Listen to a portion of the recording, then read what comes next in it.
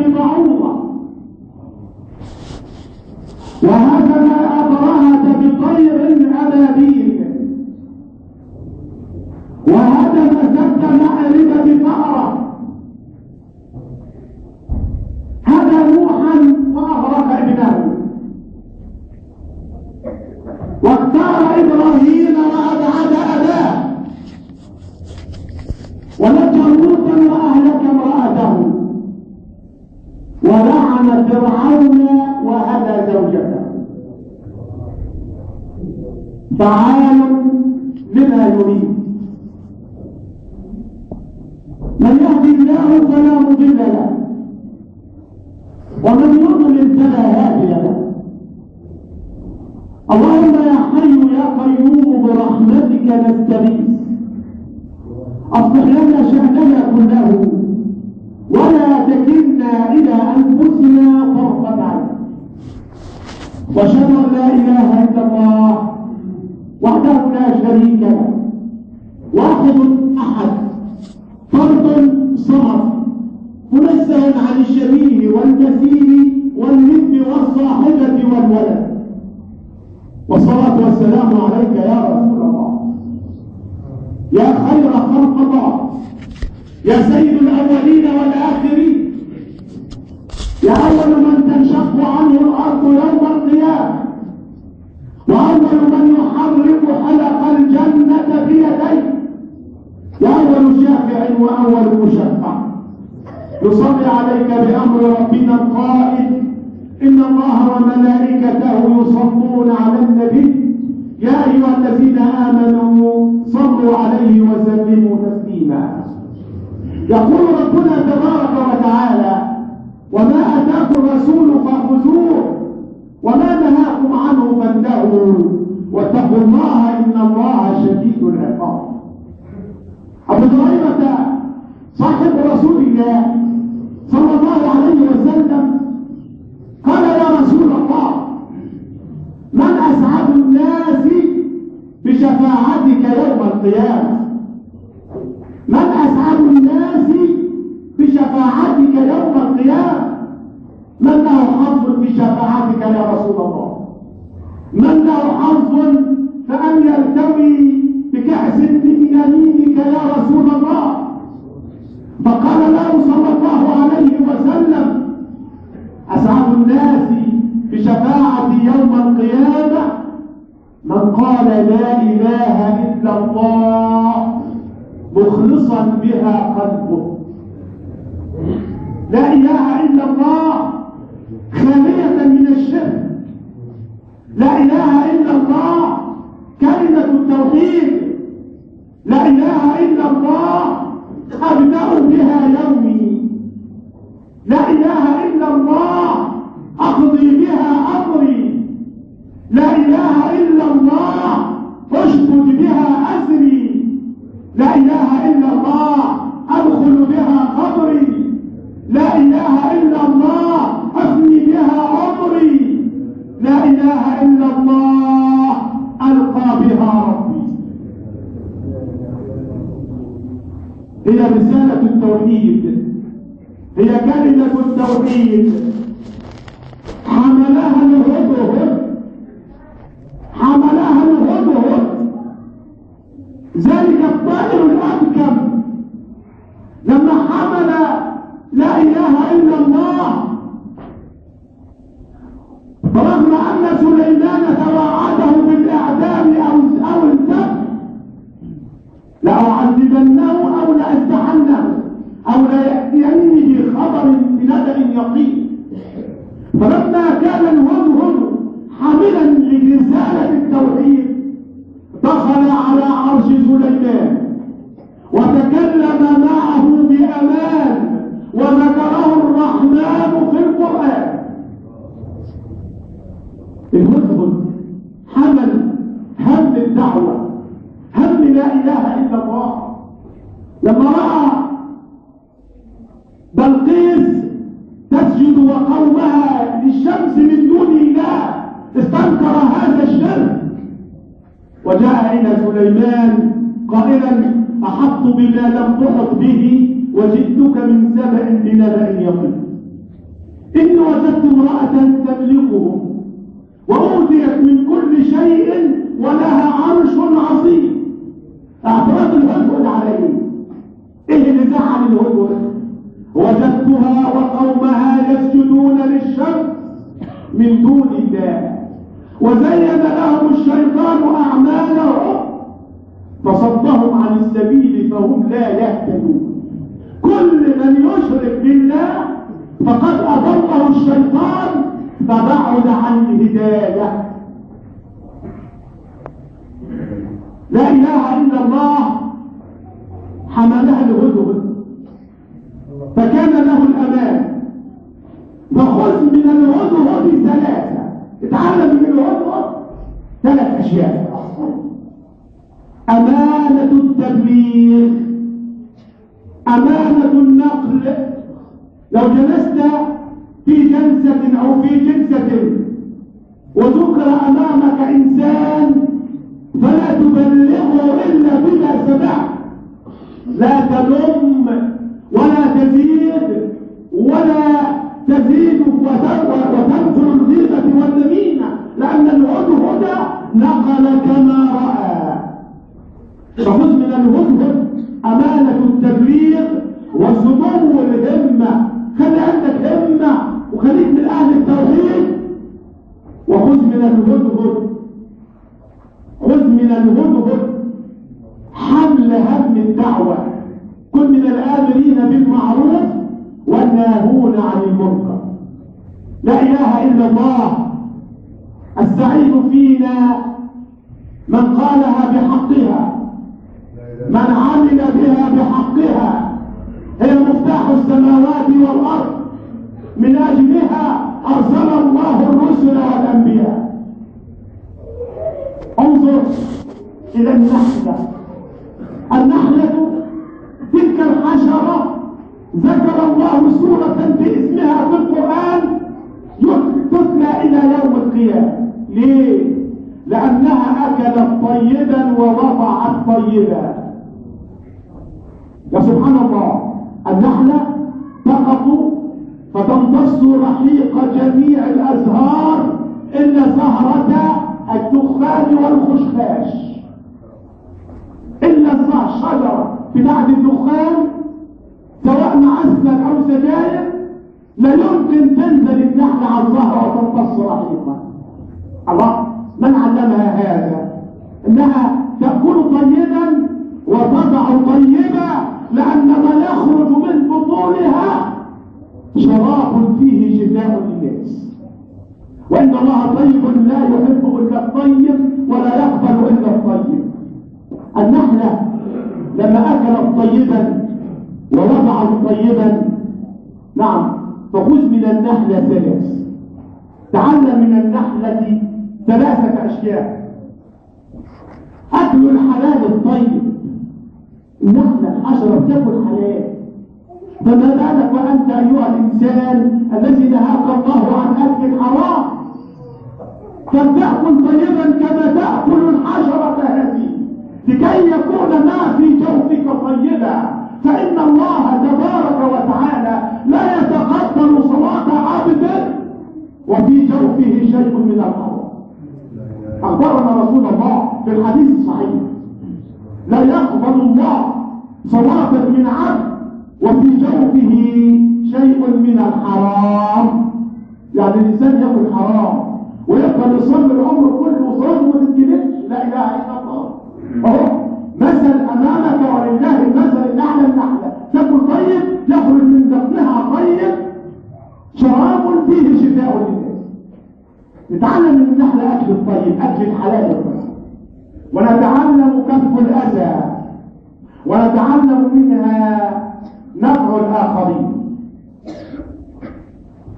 أحباب النبي صلى الله عليه وسلم أبو ذر قال: قلت يا رسول الله أوصني، يا رسول الله أوصني. فقال له رسول الله صلى الله عليه وسلم: يا أبا ذر، إذا فعلت سيئة فأتبعها حسنة. إذا عملت سيئة فأتبعها حسنة. لو أنك سببت إنسانا أو تطاولت على جارك فبسرعة اعتذر. إذا عملت سيئة فأتبعها حسنة. فقال أبو ذر: يا رسول الله، أمن الحسنات لا إله إلا الله؟ أمن الحسنات لا إله إلا الله؟ قال له رسول الله: بل هي أفضل الحسنات. يا سلام، بل هي أفضل الحسنات. لذلك أحباب النبي صلى الله عليه وسلم، ما زلنا مع الأسئلة الثلاث التي سوف نسأل عنها ونحن تحت التراب. من ربك؟ ربي الله الذي رباني ورب جميع العالمين بنعمه، وهو المتفضل وحده في التوحيد لا شريك له. وما دينك؟ فماذا أنت قائل؟ ديني الإسلام. ومن نبيك؟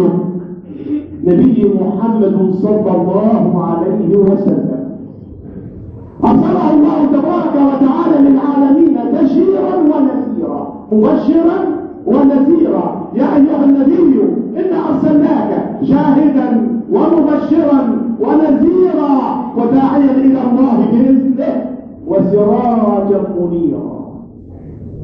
صلى الله عليه وسلم يا رسول الله كان يطوف حول الكعبة، فسمع أعرابيا يقول وهو يطوف، الأعرابي يقول: يا كريم. فقال النبي خلفه: يا كريم. فأخذ الأعرابي في الطواف حتى وصل إلى حجر إسماعيل فقال: يا كريم. فقال النبي خلفه: يا كريم. فالتفت الأعرابي إلى النبي وهو لا يعرفه وقال له: يا صبيح الوجه، يا جميل القد، أتستهزأ بي لكوني أعرابيا؟ والله لولا صباحة وجهك وجمال قدك لشكوتك إلى حبيب محمد. فتبسم صلى الله عليه وسلم وقال: أو تعرف نبيك يا أخ العرب؟ قال: لا. قال: فعلى أي شيء اتبعته؟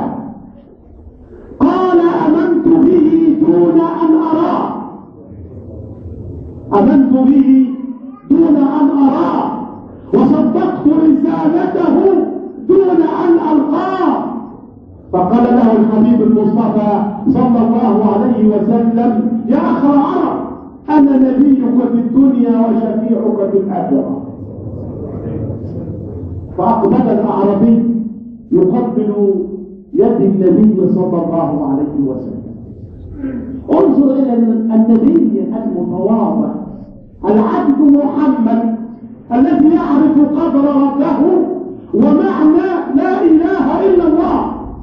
العربي يقبل كف النبي، يد النبي يقول له: يا أخ العرب، لا تفعل بي كما يفعل الأباطرة بملوكهم، إنما لم أبعث جبارا ولا متكبرا، وإنما بعثت بشيرا ونذيرا.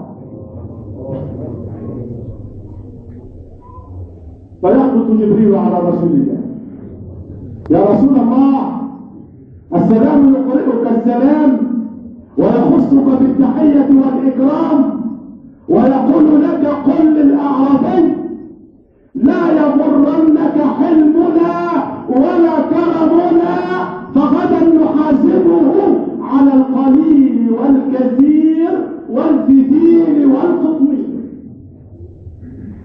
لا اله الا الله. فقال الأعرابي للنبي: أو يحاسبني ربي؟ قال نعم يحاسبك ربك. قال الأعرابي والله إن حاسبني لأحاسبه. قال النبي فعلى أي شيء تحاسبه؟ على أي شيء تحاسب ربك؟ قال إن حاسبني على ذنبي حاسبته على مغفرته، وإن حاسبني على بخلي حاسبته على كرمه، وإن حاسبني على معصيتي حاسبته على عفوه. فهبط جبريل يقول للنبي قل للأعرابي لا يحاسبنا ولا نحاسبه وهو رفيقك في الجنة. يا سلام، يا سلام على العشم. ولذلك الحبيب المصطفى يقول لا يموتن أحدكم إلا وهو يحسن الظن بالله. لا يموتن أحدكم إلا وهو يحسن الظن بالله. حسن ظنك بالله يعني يقينك قوي. يعني ايه اليقين؟ يعني سلامة القلب من الشك. يعني ربنا غفار، يعني ربنا وهاب، يعني ربنا المعطي، يعني ربنا الرزاق. لكن كانت تكون شغال عمران بلا اله الا الله، فهي ميزان السماوات والارض وهي مفتاح الرزق. يا سلام. احباب النبي صلى الله عليه وسلم، السؤال يوقف سلاسة في القبر، وما أدراك ما القبر؟ أخبرنا رسول الله أن للقبر ضمة لو نجا منها أحد لنجا منها سعد بن معاذ. وكما قلت في اللقاء السابق إياك أن تفكر أو تظن أن ظلام القبر زي ظلامنا اللي في الدنيا. لا، أو عذاب القبر زي عذاب اللي في الدنيا، أو ضيق القبر كضيق الدنيا، أو سعة القبر كسعة. احنا قلنا الدنيا لها أحكام، والبرزخ القبر له أحكام، والآخرة لها أحكام، ودار القرار لها أحكام. في الدنيا الحكم بيقع على البدن والروح تبع البدن. لو واحد ضربك الألم تشعر به في جسدك، لكن روحك نفسك اللي بتتعب. لكن في القبر يقع العذاب على الروح والبدن امتدادا للروح.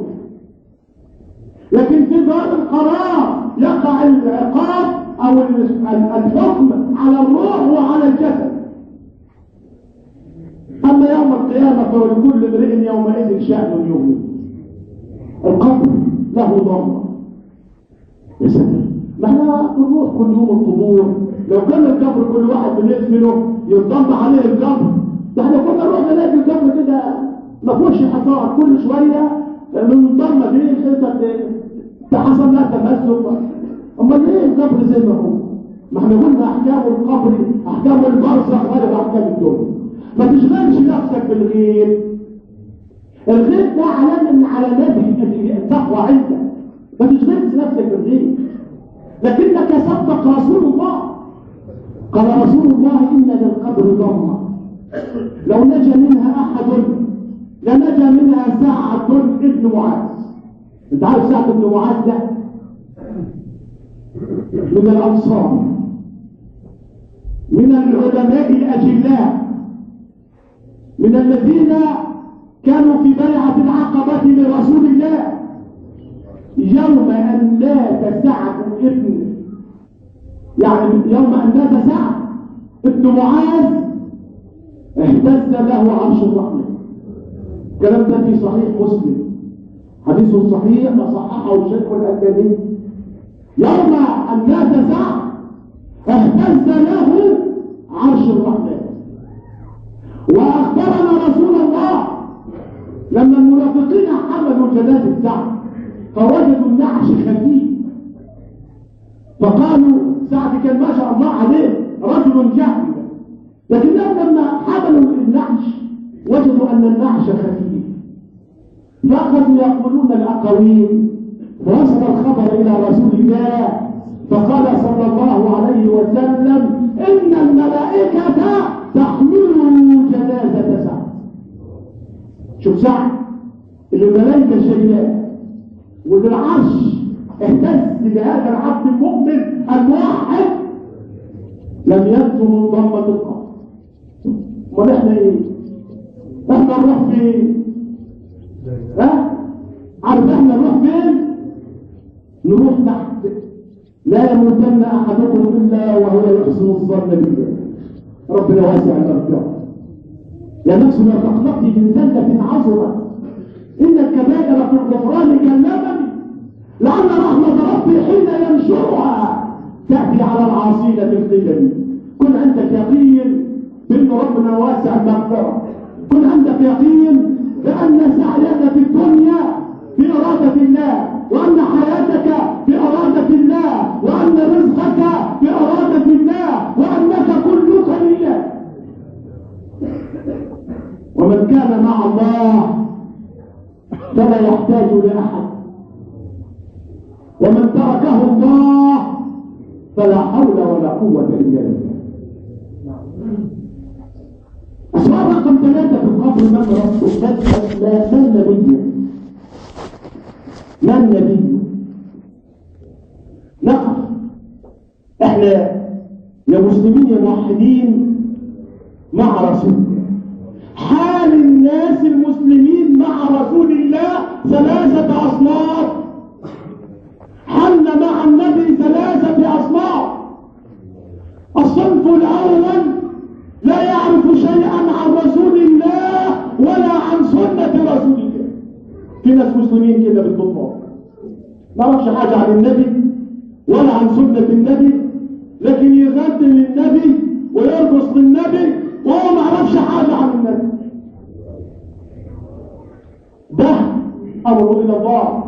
لا نحكم على عبد من عباد الله، إذا أن الملك ملك الله والله يتصرف في ملكه كيف يشاء. يقول أمرهم لله، ليس عليك هداهم ولكن الله يهدي من يشاء. نسأل الله لهم الهداية والعلم والمعرفة والتعريف برسول الله. صنف ما يعرفش حاجة، لا يدخل مسجد، يدخل مرة واحدة بس ويريد يدخل على رجليه، إنما يدخل المسجد محمولا على الأعناق عشان يصلى عليه. ما يعرفوش حاجة عن النبي ولا عن سنة النبي. ما دام هو ما يعرفش حاجة عن النبي هيعرف ازاي عن سنة النبي؟ والصنف الثاني حب رسول الله لكنه غال في حبه لرسول الله حتى وصل في حبه لرسول الله بأن رفع رسول الله لدرجة الألوهية ولا حول ولا قوة إلا بالله. يا راجل، حد يحب النبي لدرجة إنه حب النبي في مكان أعلى. أيوة، الذي ينظر للنبي عنده نذر، يقول لك النذر ده الذبيحة دي بتاعت حضرة النبي. أنت كده أشركت، رفعت النبي بقدر ربنا سبحانه وتعالى، لأن النذر لا يجوز إلا لله، لأن النذر عبادة. النذر عبادة، والعبادة لا تكون إلا لله. ويستغيث بالنبي، يعمل حاجة يقول لك يا حضرة النبي هنا اهو، والله حضرة النبي يا حضرة، وربنا راح فيه وأين رب النبي؟ يستغيث بالنبي. يقول ربنا تبارك وتعالى: أولئك الذين ضل سعيهم في الحياة الدنيا وهم يحسبون أنهم يحسنون صنعا. أولئك الذين ضل سعيهم في الحياة الدنيا وهم يحسبون أنهم يحسنون صنعا. يقول لك ده أنا بحب النبي، هو حب النبي حرام يا أخي؟ مين اللي قال حب النبي حرام؟ ده النبي قال صلى الله عليه وسلم: والذي نفسي بيده لا يؤمن أحدكم حتى أكون أحب إليه من ولده ووالده والناس أجمعين. أقول قولي هذا وأستغفر الله.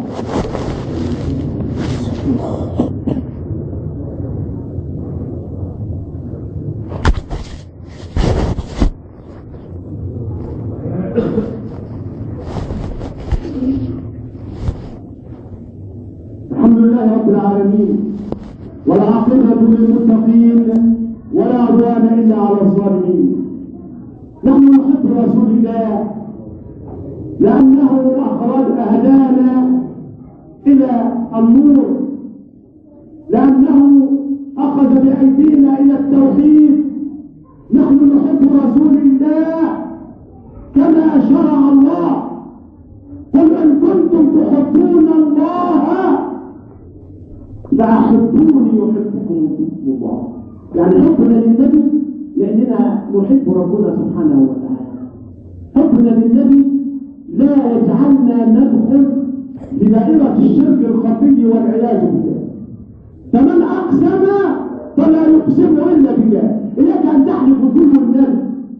ده أنت لو حلفت وقلت والنبي اللي واقف جنبك على طول، اللي واقف جنبك على طول يقول لك الشاهد.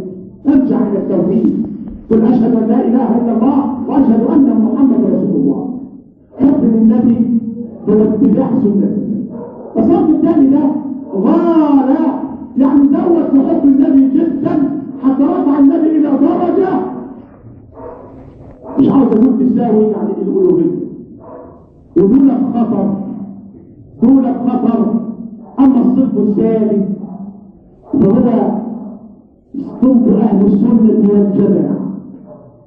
من أهل السنة والجماعة كل مسلم موحد يعبد الله، يعلم معنى لا إله إلا الله، متبعا لسنة النبي صلى الله عليه وسلم، غير مغالب بحب رسول الله.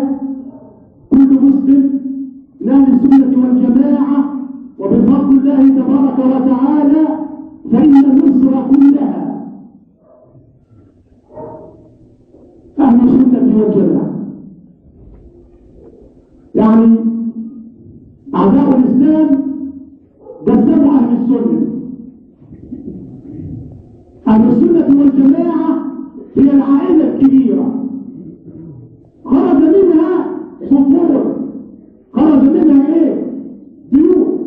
البيت الكبير أهل السنة والجماعة، خرج منه بيوت صغيرة. في بيت اسمه السلفيين، وفي بيت اسمه الصوفيون، وفي بيت اسمه أهل الدعوة والتوحيد، وفي بيت اسمه كذا وكذا. كذا فرقة خرجت من بطن أهل السنة والجماعة. إذا أهل السنة والجماعة قال صلى الله عليه وسلم تأتي أمتي يوم القيامة على 160 شعبة، أو قال على 170 شعبة، كلهم على الباطل إلا واحد. من تبعني دخل الجنة ومن عصاني دخل النار. اللهم اجعلنا من الذين يتبعون القول فيتبعون احسنه. اللهم اغفر لنا ذنوبنا واشرح لنا صدورنا ويسر لنا امورنا. اللهم ارزقنا الايمان وزين به قلوبنا وكره الينا الكفر والفسوق والعصيان واجعلنا من الراشدين. ارفع مقتك وغضبك عنا ولا تسلط علينا بذنوبنا من لا يخافك ولا يرحمنا. وارزقنا يا ربنا قلبا خاشعا وعلما نافعا ويقينا صادقا وايمانا راسخا. واجعل القران العظيم ربيع قلوبنا وجلاء همومنا ونور ابصارنا.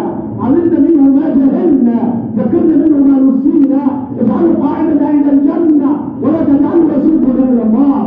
يا عزيز يا غفار ارحم امواتنا واشف امراضنا واستر اعراضنا واستر اعراضنا. اللهم ارزقنا التوحيد يا رب العالمين. اللهم عرفنا بك يا الله، اللهم عرفنا بك يا الله. اللهم خذ بيدنا اليك يا الله، اللهم خذ بيدنا اليك يا الله. واقم الصلاه ان الصلاه كانت على المؤمنين كتابا موقوتا.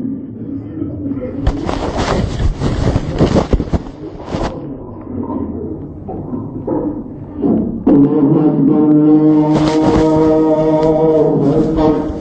اشهد ان لا اله الا الله، اشهد ان محمدا رسول الله. حي على الصلاه حي على الفلاح. قد قامت الصلاه قد قامت الصلاه. الله أكبر الله إله إلا الله.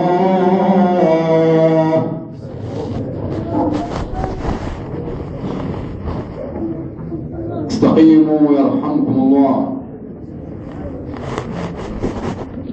الله أكبر.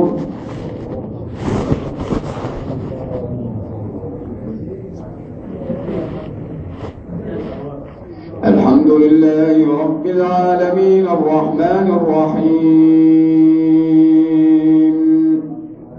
مالك يوم الدين إياك نعبد وإياك نستعين اهدنا الصراط المستقيم صراط الذين أنعمت عليهم غير المغضوب عليهم ولا الضالين.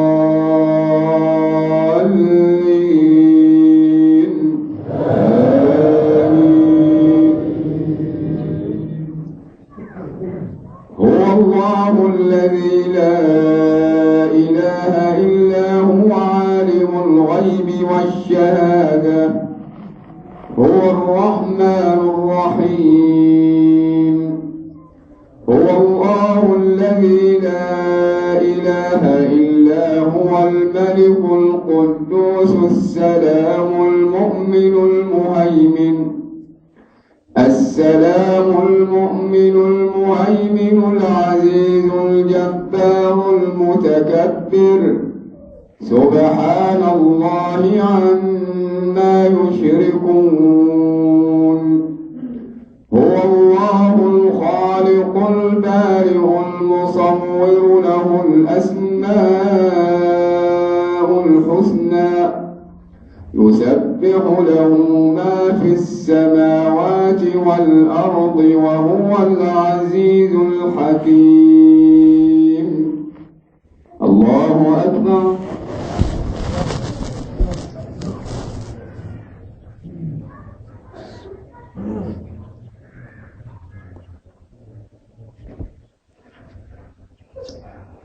سمع الله لمن حمده.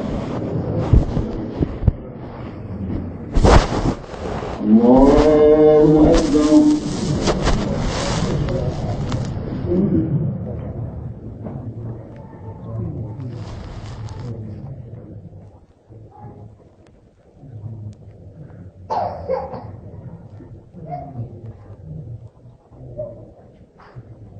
الله أكبر.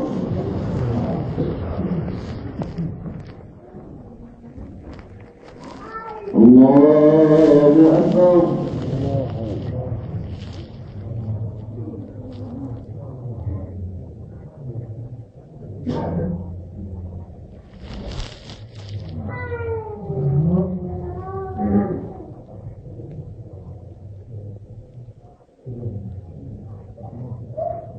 الله أكبر. الحمد لله رب العالمين الرحمن الرحيم مالك يوم الدين إياك نعبد وإياك نستعين اهدنا الصراط المستقيم صراط الذين أنعمت عليهم غير المغضوب عليهم ولا الضالين.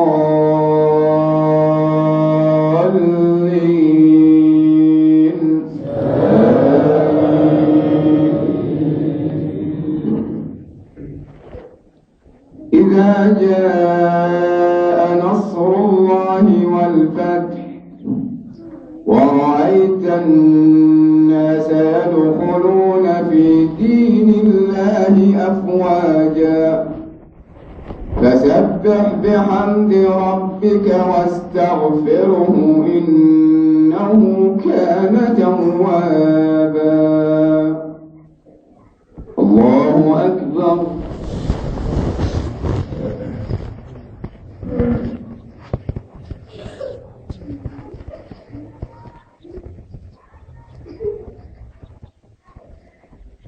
سمع الله لمن حمده.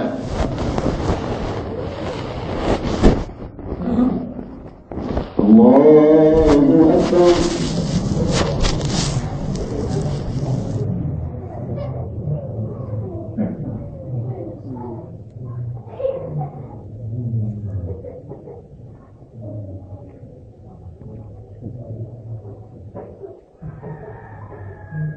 الله أكبر.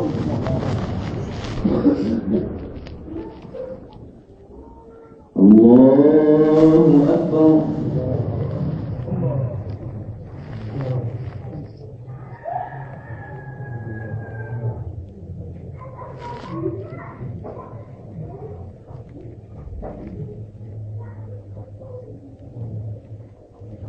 الله أكبر.